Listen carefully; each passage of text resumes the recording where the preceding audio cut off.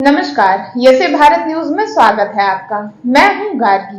खबर है उत्तर प्रदेश लखनऊ से। विधानसभा सत्र में सदन को संबोधित करते हुए जनसत्ता दल के राष्ट्रीय अध्यक्ष राजा भैया जी, माननीय रघुराज प्रताप सिंह राजा भैया,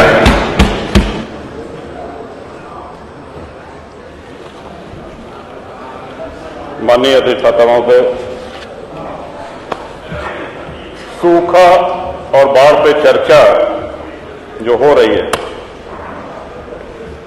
एक तो ये अजीब स्थिति है कि प्रदेश में एक तरफ सूखा और एक तरफ बाढ़ एक साथ एक ही वर्ष आया है।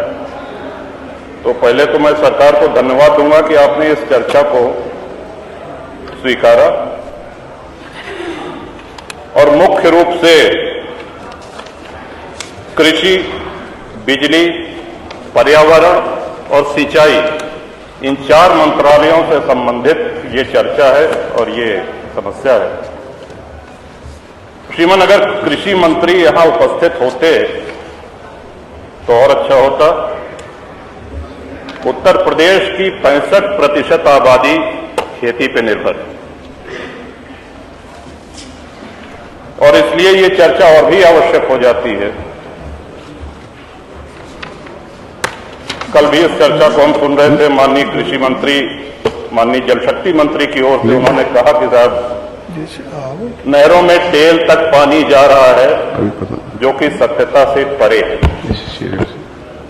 इसको सत्ता पक्ष के विधायक और चाहे प्रतिपक्ष के विधायक इस चीज को मानेंगे। अपने अपने क्षेत्रों में जाएं, टेल तक पानी नहीं जा रहा है, बहुत सुधार की आवश्यकता है। मेरे यहां भी मानिकपुर रजवाहा, हीरागंज रजवाहा है। पूरे प्रयास के बावजूद हमको ये कहने में कोई झिझक नहीं है कि हम लोग उसके टेल तक पानी अनेक पत्राचार, अनेक प्रयासों के बाद भी नहीं पहुंचा पाए। रबी, खरीफ, जायद 3 फसल होती है श्रीमन, जिसमें खरीफ की ये जो फसल है इसमें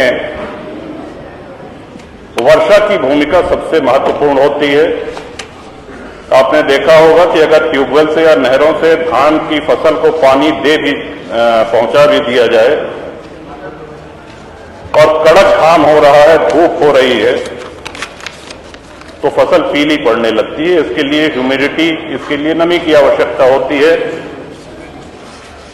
लेकिन प्रकृति के प्रकोप के बावजूद बहुत से ऐसे कदम हैं जिनको उठा करके हम काफी हद तक सूखा और बाढ़ से अपने प्रदेशवासियों को, किसानों को राहत दे सकते हैं। जब हम सूखा की बात करते हैं तो बात सिर्फ फसलों में पानी न पहुंचने की ही नहीं होती है, बल्कि घटते हुए जलस्तर पे भी निरंतर हमारा ध्यान होना चाहिए, उसके निदान, उसके खोज। आज कई ट्यूबवेल हैं जो पानी छोड़ दे रहे हैं, आज छोटे हैंडपंप हैं जो बेकार हो गए हैं। महामहिम श्री राज्यपाल के धन्यवाद प्रस्ताव पे बोलते हुए भी मैंने कहा था कि इंडिया मार्क II हैंडपंप एक आवश्यकता है जो सरकार अब मना कर चुकी है।